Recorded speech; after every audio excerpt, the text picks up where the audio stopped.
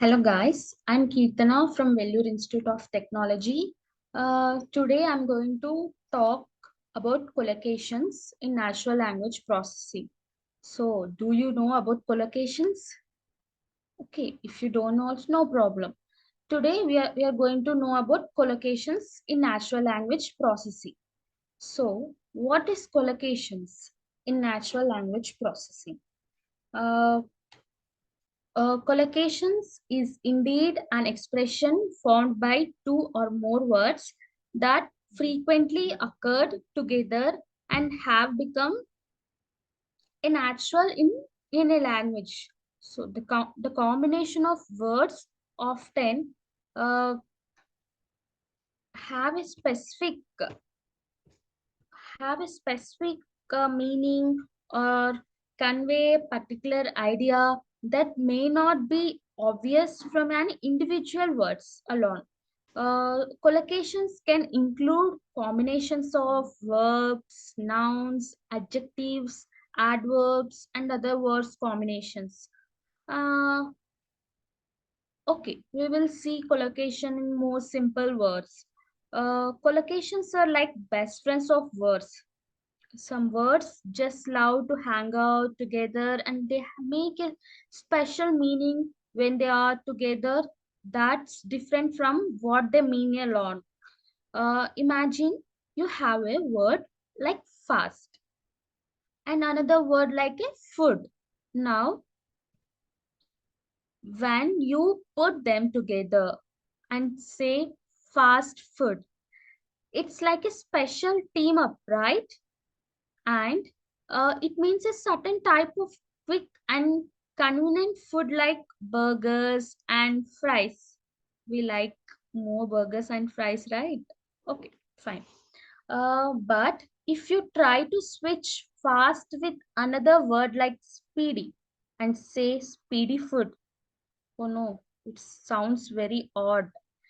Okay, it just doesn't sound right. These words, fast and food, prefer to stick together and they don't play as nicely with other words. Also, these words, buddies, don't like to change. You can't really change them or add extra words in between and have them still make sense and sound naturally. In different languages, these special word buddies might not have same friends or might not hang out together at all. Like this, have their own exclusive group. So collocations are like these cool words, friendships that have their own rules and meanings when they team up. And if we see some, we'll see some examples of collocations. Uh, Take a shower is a collocation where take and shower naturally go together to convey the action of bathing. And if we see strong coffee is another collocation where strong and coffee are commonly used together to describe a particular type of coffee. And coming to criteria for collocations, we have highlighted some criteria for identifying and understanding collocations. Uh, Non-substitutability and non-compositionality, non-modifiability, lack of direct transactions, non-consecutiveness. Coming to non-compositionality, collocations are not formed by combining individual words in a way that their meaning can be predicted from the meanings of their parts. The meaning of collocation is often different or unique compared to the meanings of individual words. And coming to non-substitutability, the word in a collocation cannot typically replaced with synonyms or words with similar meanings without a sounding unnaturally. If you see example, you can't easily substitute take with do in take a shower uh, without changing the meaning. If it take a shower is sounds good, but do a shower is changing the meaning of the sentence. And coming to non-modifiability, collocation usually modification, meaning that it's uncommon or and to add or remove words from the collocation without affecting its naturalness of meaning. If you see example, strongly coffee is not a common or natural collocation. Um, and we already discussed. Okay, coming to uh,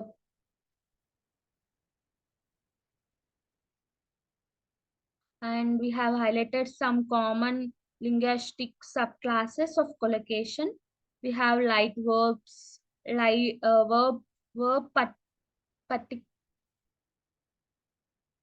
proper nouns, and terminological expressions. Coming to light verbs, these are verbs that carry little specific meaning on their own, but combined with other words. Um, Example includes make, take, and do. For instance, make a decision, take a walk, or do business. And verb participle constructions are it involves a verb combined with a short word like a preposition or adverb to create a specific meaning. For example, go down, come in, or break up. The meaning of the phrase is not usually from the individual words. Okay. Coming to proper nouns, these are specific names of for a particular people, places, or things. Collocation involving proper nouns or when a specific proper noun is combined with another word.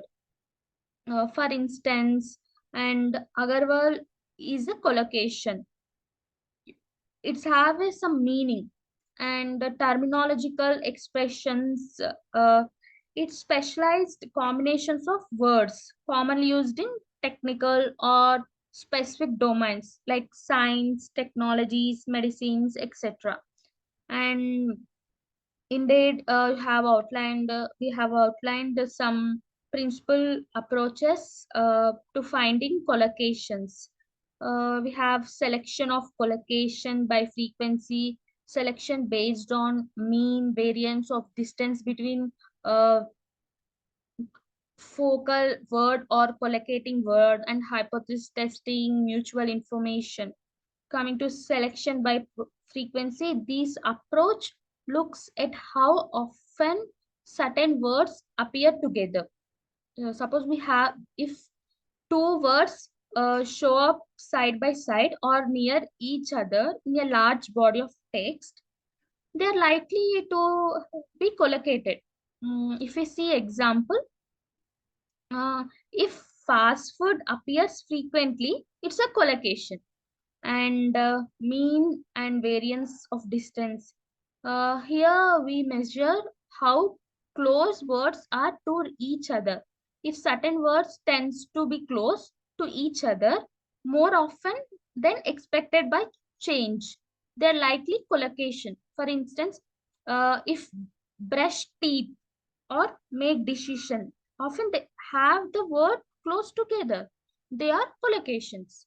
And hypothesis testing, these are a scientific approach. Researchers create a hypothesis about which words should go together based on their understanding of the language. Then they test these hypotheses by analyzing a large set of data to see if words to do indeed appear together more often than expected. And mutual information, this mutual information, this method calculates the relationship or information shared between two words. uh, like if two words have high mutual information, they're likely they're likely to be collocations. Essentially, it helps us understand how strongly related words are to be each other in terms of meaning and usage. So coming to frequency, uh, frequency, uh, frequency is to identify collocations involves counting the occurrence of word, pairs, or phrases in a given corpus or body of text. However, this method often results in a large number of functions, words, pairs, which are combination of words like prepositions, conjunctions, and articles that don't carry specific meaning on their own. Though, in other words, it helps to distinguish between phrases that are likely to be a collocation because due to their specific word combination, and those that are simple common due to frequent use of function word. By applying a parts of speech filter, the focus can be shifted to identify and analyzing phrases that carry more meaning and true collocation within the language. If we see some example of frequency, in an example corpus, we have example of corpus when looking at bigrams. Bigrams in the sense pair of consecutive words. It's common to find that the most frequent bigrams are often pairs of function words. Function words are words that serve grammatical purpose and often have little meaning on their own. Here are some examples of frequent bigrams consisting of function words.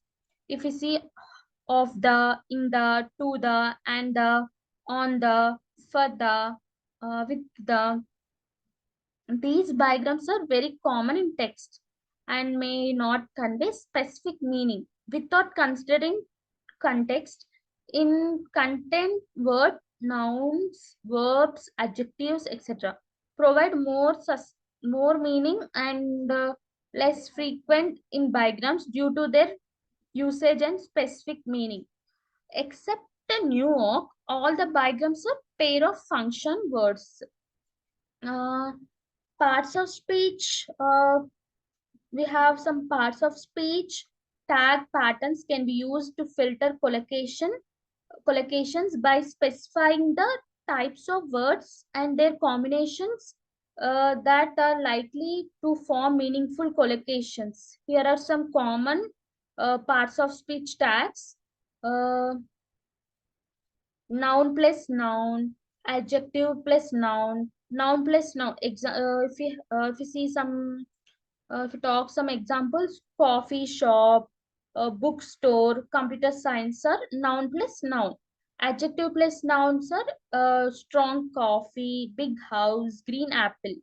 And adverb plus adjective plus noun, uh, very delicious pizza, extremely fast car. And the verb plus noun is take a walk, make a decision, like etc. And the collocations window is crucial concept for identifying collocation that occur at a variable distance within the given text or corpus. A collocation window sets the range or span within which one word, example, a base word, is expected to collocate with another word, example, a collocate.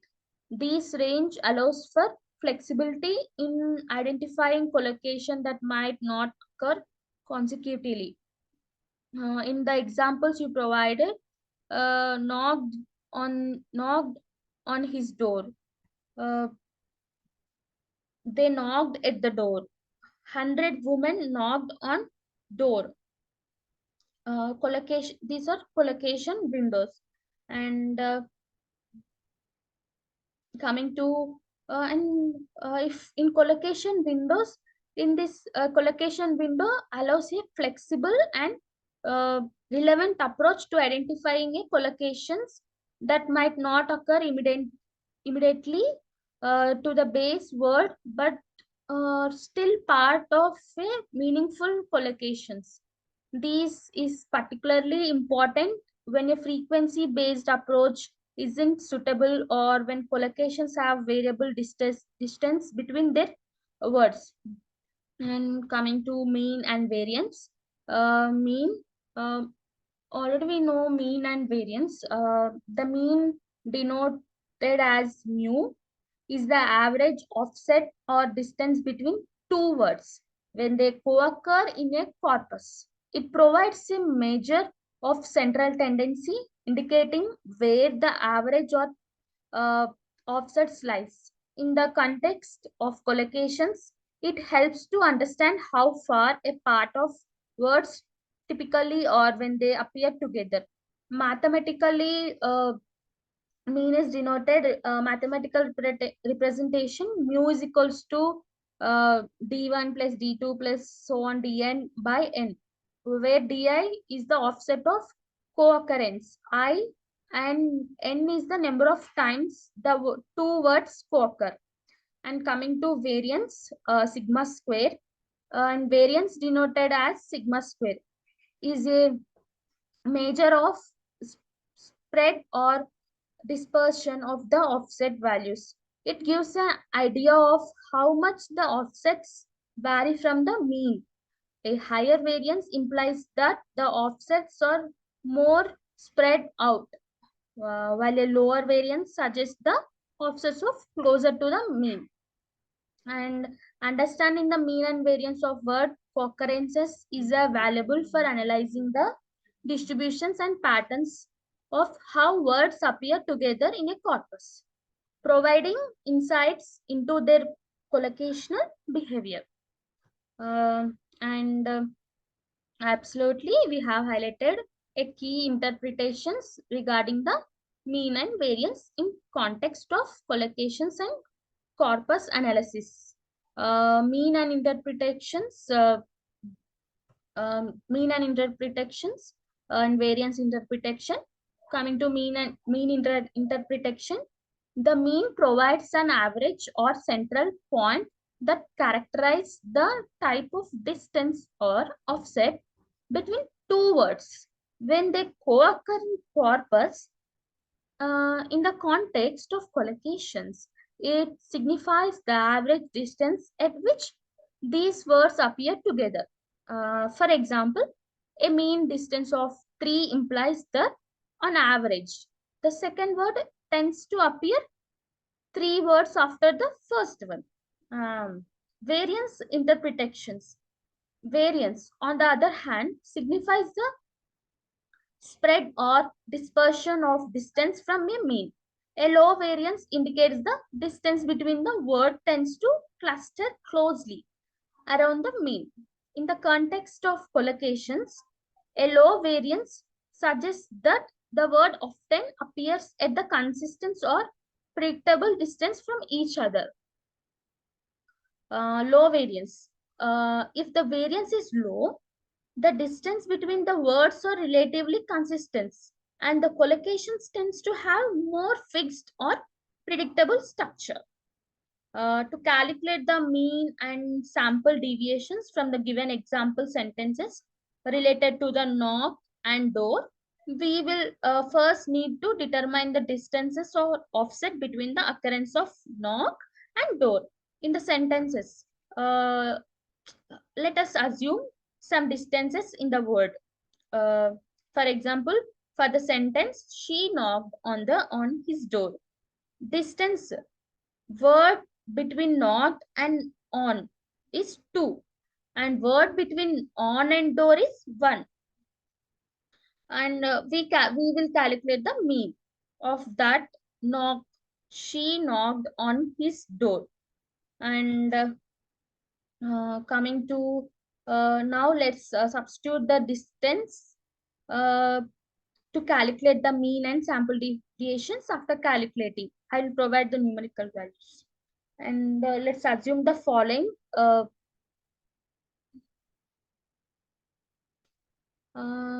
Coming to finding, first we will looking at distribution of distances.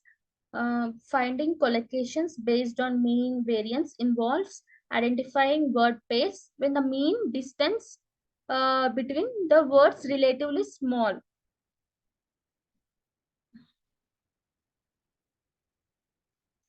Excuse me 1 minute.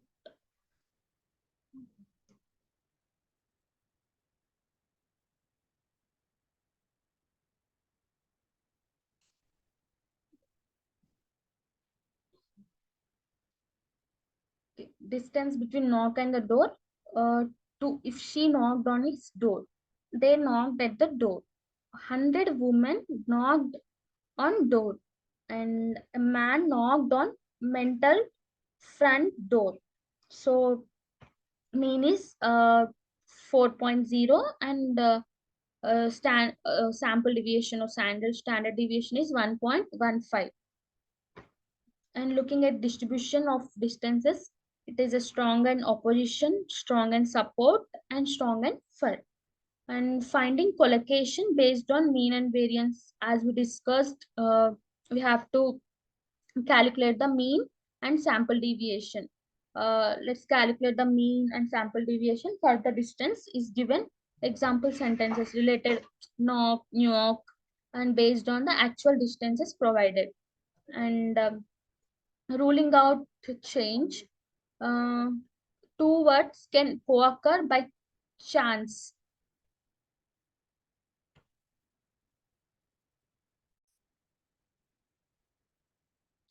Coming to ruling out chance, is a critical except when identifying collocations or any significant associations.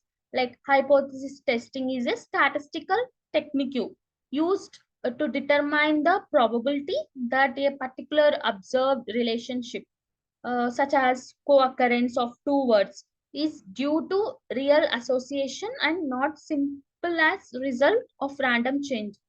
Null hypothesis, alternative hypothesis, statistical text. Coming to null hypothesis, the null hypothesis typically suggests that the observed co-occurrence of two words is due to change or randomness. It assumes there is no significant association or collocation between the words. And alternative hypothesis, H1, or the alternative hypothesis or null hypothesis, and suggests that the co-occurrence of two words is not due to change. Rather, it is a meaningful association or collocation. Statistical text, various statistical text, example chi-square test or mutual information, can be used to measure the confidence in rejecting the null hypothesis in favor of alternative hypothesis. And the p-value obtained from these tests indicates the probability of observing the co-occurrence by chance alone.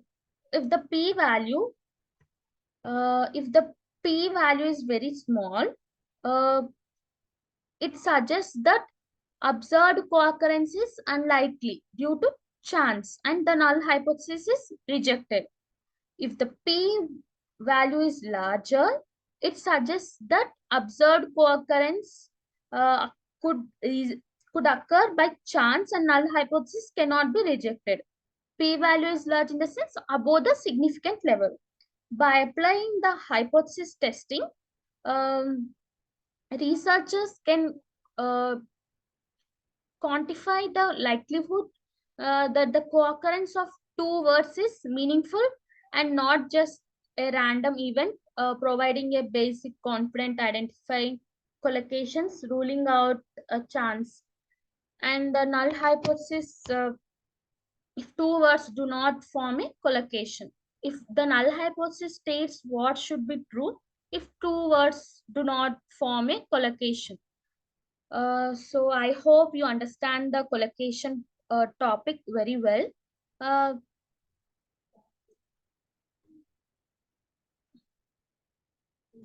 uh, I hope you understand collocation topic in detail. And okay, thank you.